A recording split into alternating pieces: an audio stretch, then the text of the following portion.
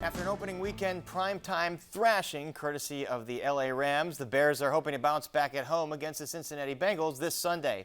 This as hometown fans grow increasingly impatient about Coach Matt Nagy's decision not to start rookie phenom quarterback Justin Fields.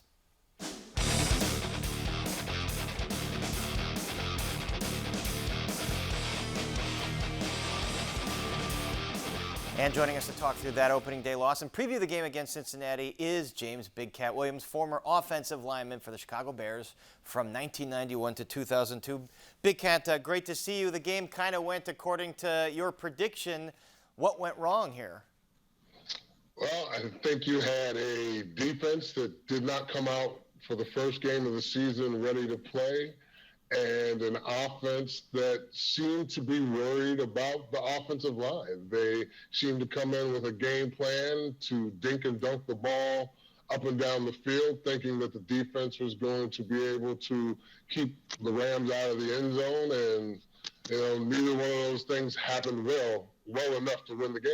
And you talk about the defense. I mean, they gave up a couple of giant plays. Matt Stafford, the QB for LA, had an amazing day for them.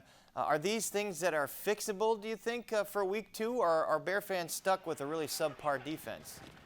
No, I think some of the things are fixable, but they have to be fixed internally. Some of them were, when you're talking about mistakes in the secondary, allowing a 67-yard and a 54-yard touchdown, and no sign of real good pass rush. You only get one sack through the course of the game, not a lot of pressures. And, these things tend to build up. And we saw them build up in the first game of the season, and it made that offense look kind of old. And, that's one of the things that you're worried about with a defense with that many veterans on it.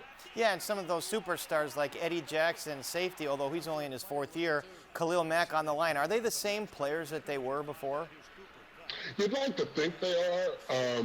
You'd like to think that Mack just had a bad game, but we'll see versus Cincinnati because that's a pretty good offense and they have some weapons, but they have to step it up defensively. Eddie Jackson, he's a guy that went out there and he got his money, and now Bears fans need to see him play like what he's paid. Do you think the offensive line problems are fixable? I mean, you mentioned there's big-time injury issues. How are they going to fix that for week 2? Yeah, I don't know if it's fixable going into week 2. You're still not sure. Today is Thursday, and we're still not sure exactly who the starter is going to be at left tackle. You're not sure whether Peters is going to be back from the quad or, who they're going to put there. But I think it's up to Matt Nagy, being the offensive coordinator, to do some things that are helpful to the offensive line as far as scheme-wise, whether they're going to, boot a little bit more, run some nakeds, get the quarterback outside of the pocket and, try and buy him some time that way, or even leaving both tight ends to max protect and only running 2-man reps. And that might mean more dinking and dunking next week. And our rookie phenom quarterback, Justin Fields, he came in for a couple plays, scored a touchdown. Do you agree with the way they're using him here, bringing him in sparingly as a change of pace? I think anytime a young quarterback is able to get some on-the-field, actual NFL experience, it's good. I would have liked to have seen them use him more in packages as far as maybe giving him a series here, a series there. I listened to Dave Wanstead, an ex-coach of mine, talk the other day, and he was like, give him the red zone packages. Things where his dual threat is actually going to come in handy for the Bears, not just one play in and out, but give him a series in the red zone. Let him know that, this is going to be your series during the Cincinnati game. And, if it's 3 plays, if it's 4 plays, if it's 6 plays, he gets that opportunity. And we're looking at some plays from the starting QB, Andy Dalton. Has he played well enough to keep his starting job for the next few weeks? It's hard to say. I don't think they're just going to snatch it away from Dalton and give it to Fields.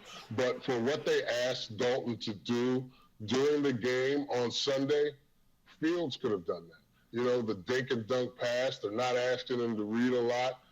And you probably would have gotten a little more out of it with play action, especially with as hard as David Montgomery ran and the types of runs they ran. And that was a bright spot, David Montgomery running the ball. How long do you think Matt Nagy can withstand the pressure here to put his rookie QB in if the Bears keep losing?